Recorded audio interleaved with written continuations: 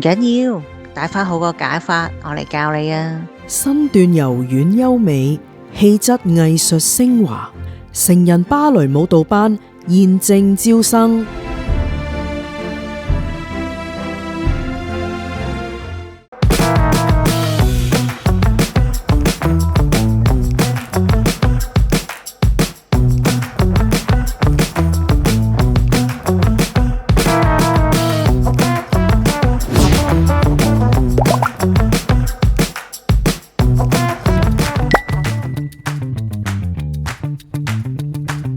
好，第一站就係嚟咗呢一隻喺 New Brunswick 嘅龍蝦嗰度，話要影個團體照。咁呢個龍蝦呢，就係呢模仿呢個加拿大捕捉到最大隻嘅龍蝦雕塑出嚟製造嘅一個金屬做嘅龍蝦像。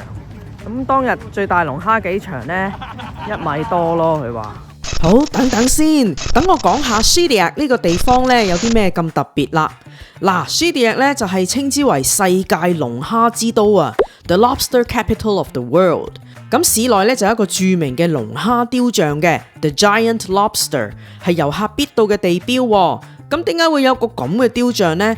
原來係紀念加拿大當年捕捉到最大隻嘅龍蝦 ，total 咧就有1米長，咁咧就25公斤重嘅。Shediac 呢一度咧係稱之為海鮮嘅天堂啊！作為龍蝦之都咧，呢一度嘅海鮮呢就係非常出名噶。咁同埋咧呢一度夏天咧就有一啲好靚嘅沙灘啦，咁亦都係夏天好多人嚟呢一度玩嘅原因之一。咁除此之外咧 Shediac 每年大概7月到啦，喺夏天嘅時分咧，就會有一個龍蝦節嘅 Shediac Lobster Festival。咁咧就會慶祝呢一度嘅龍蝦漁業啊，咁樣活動啊，犀利啦！佢哋會有食龍蝦大賽啦、龍蝦遊行啦、龍蝦音樂表演啦、街頭舞蹈啊、攤位啊，同埋所有嘢都係以龍蝦做主題嘅活動啊，係好熱鬧嘅一件盛事嚟噶。不過非常之遺憾地呢，我哋嚟嘅月份呢就唔啱啦，錯過咗呢一個龍蝦節，咁就連附近嘅龍蝦博物館啊、海鮮餐廳啊咁呢，都已經關門唔再營業，咁呢要下一年就再開門咁樣啦。而且我哋個團到達嘅時候呢係清晨時分，就算有餐廳喺呢個季節係開業嘅話呢，我哋都太早啦，人哋都未開門啊，所以我離遠呢就望到一間龍蝦專門店，只能夠輕輕咁嘆息啦。我覺得其實旅行團呢就可以因應唔同出團嘅時間呢，可能設定2-3款路線。嗱，我自己覺得山長水遠嚟到睇呢一隻大龍蝦雕像呢，對我嚟講係一啲冇乜意義嘅事啦，因為我淨係可以到此一遊，喺個龍蝦像前面影一幅相。但係我感受唔到喺呢一個龍蝦之都佢有啲咩特色喎。咁不如帶我哋去紐賓士域嘅其他地方玩仲好啦。哎呀，冇嘢做啊，蹬下沙啦，係咪？踩到一腳都係沙。人人都係咁做噶，唔係得我一個嘅。跟住好嘢！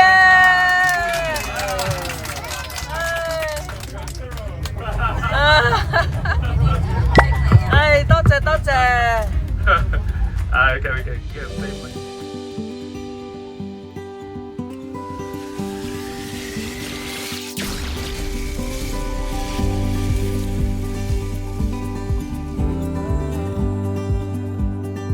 Hopewell Rocks Provincial Park 呢度係 New Brunswick 省獨特嘅大自然景點嚟啊！咁佢嘅特色咧就包括有花盤石 （Flower Pot Rocks）。咁呢度最出名嘅咧就係呢啲奇形怪狀啊，好似花盤咁樣嘅岩石啊。佢哋係由幾千年以嚟嘅潮漲潮退同埋啲風浪咧慢慢侵蝕而成嘅。每一嚿岩石咧都好獨一無二，咁能夠於潮退嘅時候嚟玩嘅話咧，就可以近距離望到佢哋啦，感覺真係好震撼啊！咁至於點解要叫做花盤石呢？係因為佢哋嘅形狀呢，底部係比較幼細，頂部呢就闊大，咁但係頂部呢，有陣時仲有啲植物生喺上面添，咁就好似個花盆咁樣咯。咁呢一啲呢，就係我哋大自然嘅鬼斧神工啦。咁除此之外呢，仲有驚人嘅潮退潮漲變化啦，係全世界 No.1 嘅。喺潮退嘅時候呢，即係我哋而家參觀嘅時候啦吓。咁呢，你就可以行到海床嗰度，喺平時被海水淹沒嘅地方呢，喺啲沙啊海床上面漫步，個感覺都幾得意噶。咁同埋呢，可以近距離望下個花盆石嘅底部啊，望到啲海草啊，同埋啲小生物啊咁樣。呢一種體驗呢，就唔係喺咁多地方可以揾得到噶，世界唔係咁多地方有呢一種奇景噶。潮漲嘅時候呢，就會海水就會喺幾個鐘頭以內呢，咁就速速咁樣湧到埋嚟，水位呢可以升到幾層樓咁高啊！咁平時本來可以行路嘅海床呢，突然間就會變咗海洋啦。咁而你潮漲嚟嘅時候玩呢，就可以喺上邊撐獨木舟啊、kayak 啊咁樣，咁呢，你就一路撐一路穿梭嗰個花盆石之間呢，咁又有另一種嘅景色，另一番體驗啦。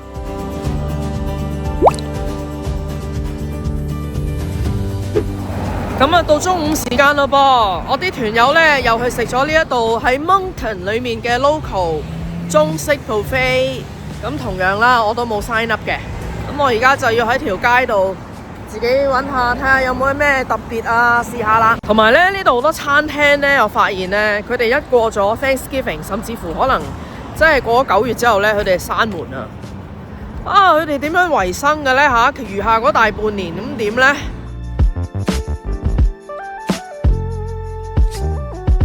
其實我就唔介意食薯條、漢堡包、fish and chips 啊呢啲嘅，有陣時有啲鋪頭都整得好食噶嘛，係咪？嗱，你睇下，我見到佢店員係用手切薯條啊，其實我真係有啲期待噶。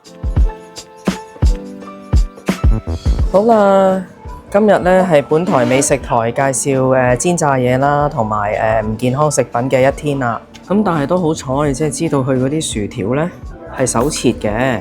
咁但係手切點解要炸到咁黑呢？即係佢哋好中意係咁噶嗬。熱氣到不得了啊！咁我就額外除咗 fish and chip 之外，我就嗌咗個 cheeseburger。哇！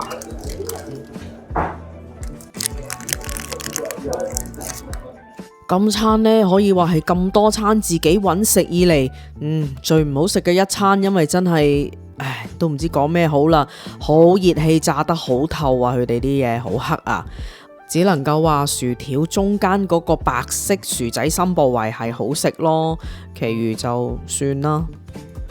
食完飯，大家上返巴士又去下一個景點啦。我哋呢就嚟到呢個磁力山啊 ，Magnetic Hill。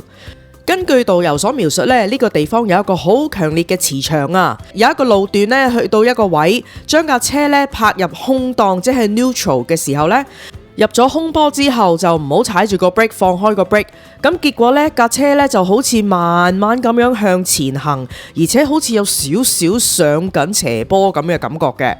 哇，個磁力係咪真係咁大力？成架車都連人帶車咁樣拉上山坡仔呢？事實就梗係唔係咁樣啦。如果上網睇到資料呢，就係一個好巧妙嘅視覺錯覺嚟嘅，因為呢一度周圍嘅地形同樹木呢，令你覺得坐喺架車上邊向前滑行就好似上緊斜坡，但係其實呢，就向緊下坡嘅。Okay, so now we're going downhill to the bottom, and then the bus will be pulled up to the up。哇，其實白色嘅柱呢度啦，哇！feel 到感覺到磁場，哎呀我嘅邊有啊？你有咩啊？磁石一嚿咯嗱，係啊，我嘅真係喎，就呢條柱啊？呢條柱開始起點，呢條柱開始起點。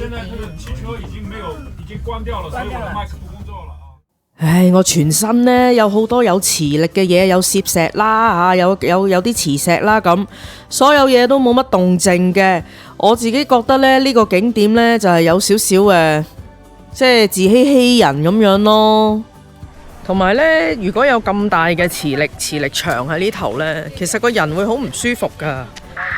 大家有冇去過啲咩地方係好好唔舒服，好頭痛，個心好寒呢。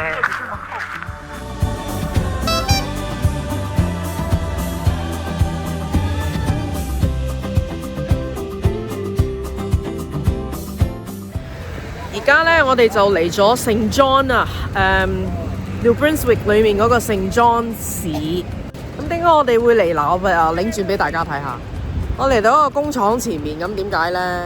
唔係嘅，原來呢，佢哋帶我哋嚟睇下聖 John River 呢一度呢，就有海水倒流撞河水呢一個景象。咁因為每天呢，嗰個潮退潮漲呢，就河水同海水咧都會打交嘅喺河道嗰度，咁就睇下呢一個自然現象咯，群情洶湧自然現象咁樣咯。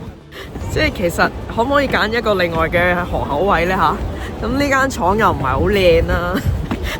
咁可能最好呢一度係有咩呢？我話俾大家聽，就係有個廁所啊！啲人而家湧緊過去。雖然導遊咧就話咩海水倒灌河流啊，何其壯觀啊，帶我哋嚟睇下呢個咁奇怪嘅自然現象啊咁，但係呢間廠真係大煞風景啊嘛，附近嗰啲咁樣嘅石灘啊、海藻啊咁又唔靚喎，咁唯獨是其實我覺得佢根本就係想帶我哋嚟去廁所嘅，我又係覺得呢個景點真係可有可無，好無聊啊！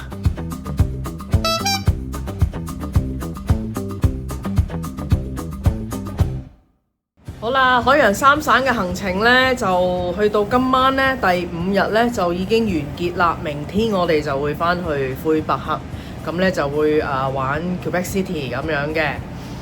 咁今晚呢，就食自己嘅，全團都係食自己嘅，就冇餐飲安排。咁今日晏晝我食咗劣食啦即係都唔知點咁。咁今晚我又唔想花錢喺出邊食嘢。咁由於佢哋即係個團係會知道大家要自己揾食啦，咁有啲人都未必真係想出去餐廳食嘢噶嘛，咁所以個團呢就會經過一間超市，經過 Sobeys，咁啊俾大家中意買嘢嘅，咁啊可以自己自行去買今晚嘅食物，甚至乎聽朝食嘅嘢都得。既然放低我哋喺超市啦，咁我又點會放過機會啊？我又買咗啲生蠔自己喺房食咁咯。第6日一朝早，我哋就由 New Brunswick 一直開車開到返去 Quebec City， 真係好多個鐘頭車啊！嚟到 Quebec City 嘅第一個景點就係 Quebec 嘅水族館啦。呢個項目呢，我有參加，係要自費嘅。我個人呢，其實就好中意動物噶，睇電視機嘅時候呢，就會揀一啲動物紀錄片啊，講下關於寵物嘅片段啊，愛護動物嗰啲 rescue 片啊，咁樣我專揀呢啲去睇嘅。平時呢，亦都好中意去參觀水族館啦，例如好中意多倫多嘅 Ripley's 啊，同埋溫哥華喺 Stanley Park 裏面嘅 Aquarium 我都去過。咁所以呢，我嚟到魁北克呢一個水族館呢，係有啲開心興奮嘅心情噶。但係行下就發現呢個水族館呢就細得可憐啊，圖畫同埋照片呢就多過啲生物嘅展覽，每一個展館呢都好細啊，真係冇咩好睇喎。跟住突然間行下又會見到啲狼啊、貓頭鷹啊咁樣我開始有得行得唔係咁開心啊。呢度嘅規模真係非常之細啊，又我哋又唔啱 season 嚟啦，咁如果去過多倫多 Ripley's 或者去過溫哥華嗰個 Aquarium 咧，就真係唔好嚟呢度啦。參觀嘅時間呢，又係1個鐘，根本呢就睇唔到嗰啲咩海洋劇場噶啦，同埋你睇下表演者都唔係好願意去表演啊。既然係咁不如去睇下北極熊啦，聽講呢度有北極熊噶噃。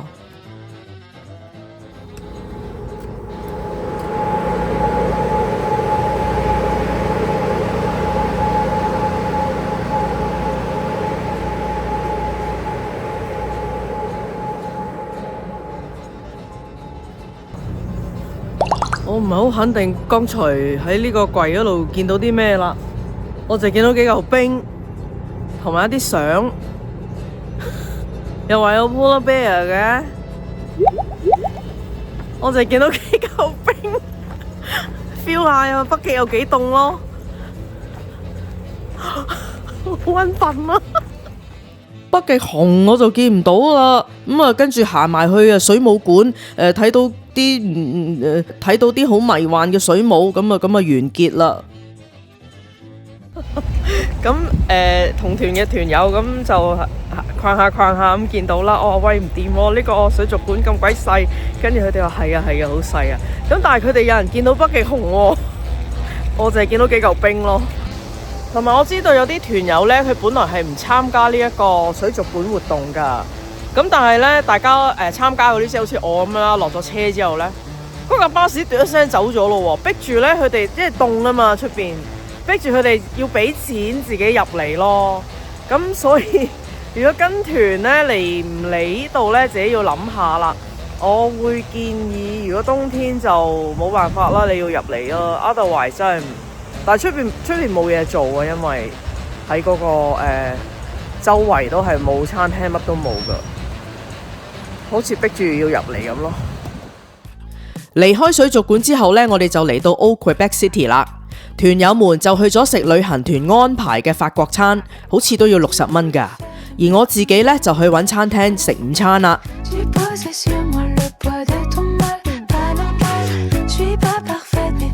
咁呢就係食即係典型嘅 Quebec 嘅法式餐，但係呢就帶少少北面嘅influence， 即係譬如佢係有 Arctic char， 有一啲 boreal 嘅色彩咁樣。boreal 係我哋加拿大北即係好大片嘅北面森林，叫做 boreal， 就係咁樣啦。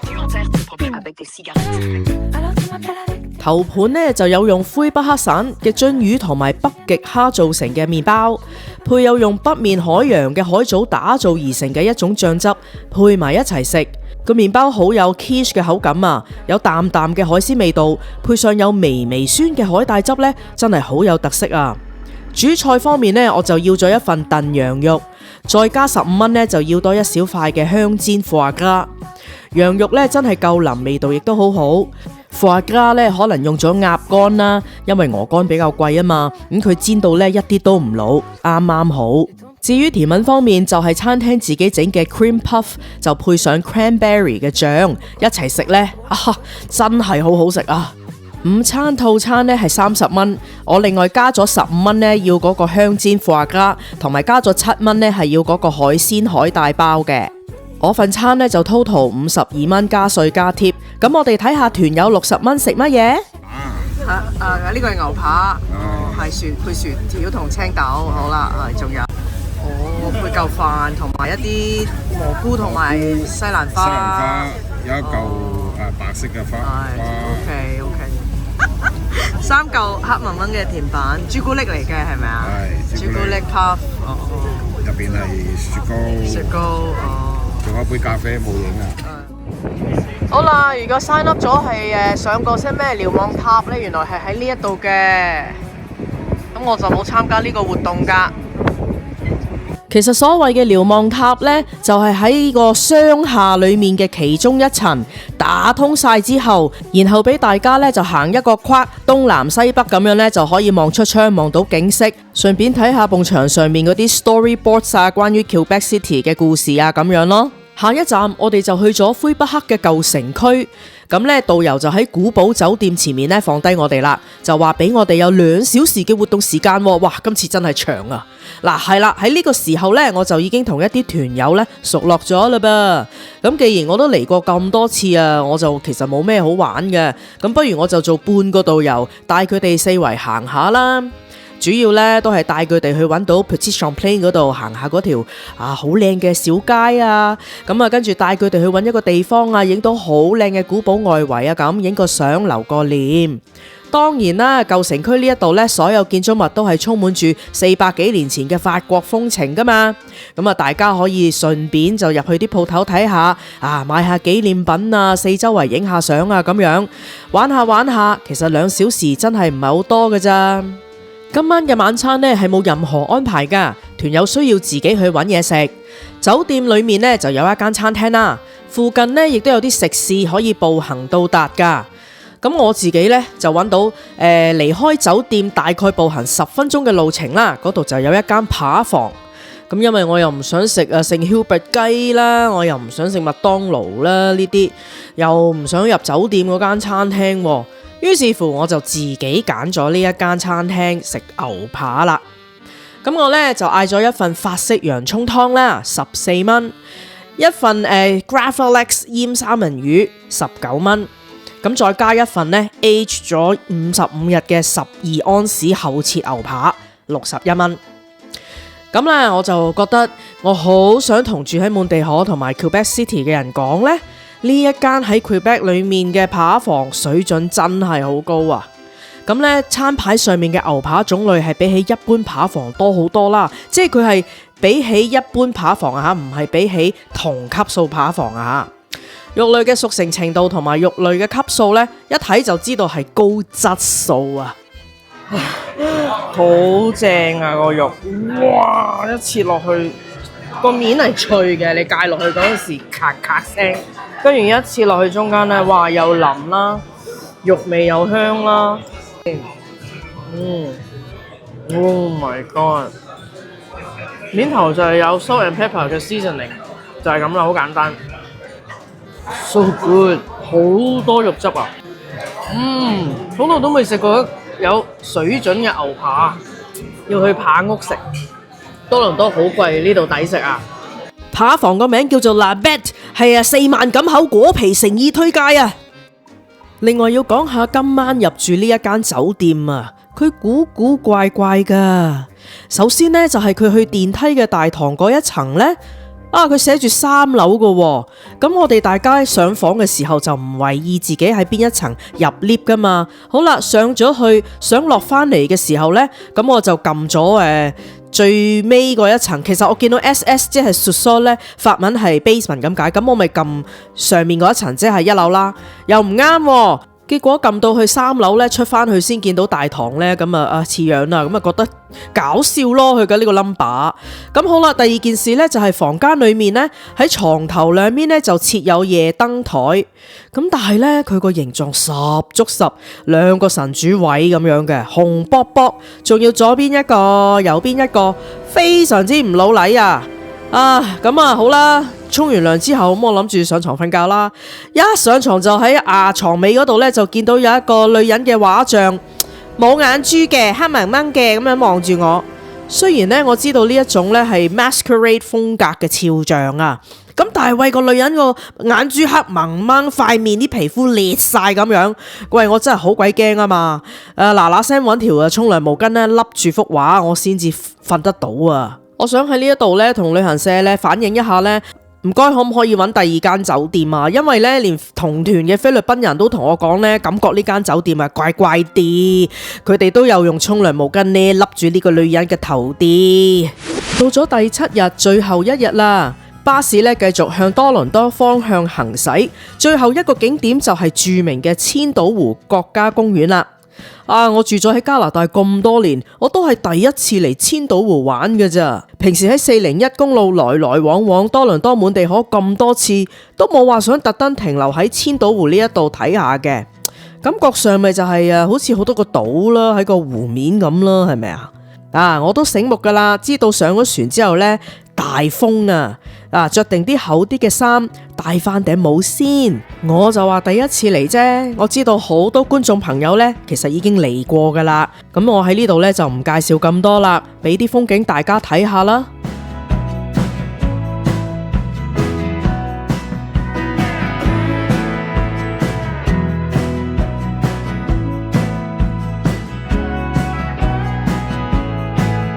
唔想吹，其實可以入船艙裏面都可以欣賞到風景嘅。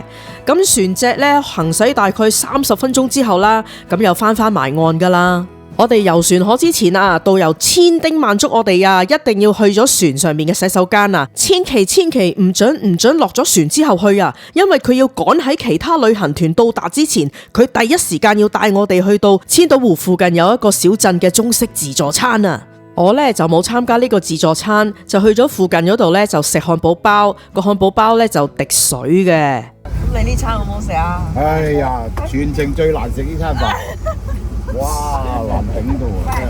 嗰啲薯仔呢，切完一嚿嚿咖喱薯仔，掉落去咧，肯定唔會超過1分鐘，拿翻上嚟，哇！你根本上冇辦法咬嘅。咁搞笑，即係生薯仔。係。咁你嗰啲西蘭花又係，哇！咬極都唔斷㗎，硬到。OK。行程嘅最後一站當然唔少得就係返多倫多之前途經嘅大蘋果啦。大蘋果呢一度呢，相信好多人都嚟過噶啦，甚至呢買過去嘅蘋果批返屋企食。喺呢一度呢，我就唔多介紹啦。我好想喺呢一度再一次多謝我哋嘅導遊 Daniel 先生，佢係一位又貼心又稱職嘅導遊，佢非常之緊張團友嘅廁所同埋食飯嘅事宜噶。咁但係如果佢叫你唔好去廁所，你又去咗嘅話呢，你死啦你喺廁所前面罰企啦，你冇得食飯噶啦。我梗係講笑啦吓，佢唔會咁做嘅。好啦，今次加東3省嘅臥底旅行團呢，就告一段落啦。如果各位有興趣想參加呢一類嘅旅行團嘅話呢，一定要向唔同嘅旅行社打聽價錢，同埋睇清楚行程嘅安排。唔一定要幫襯大班㗎，因為我唔係幫佢賣廣告。如果想知道我今次去咗啲乜嘢餐廳食嘢呢，就留意返我 YouTube 影片嘅 description 一欄。拜拜。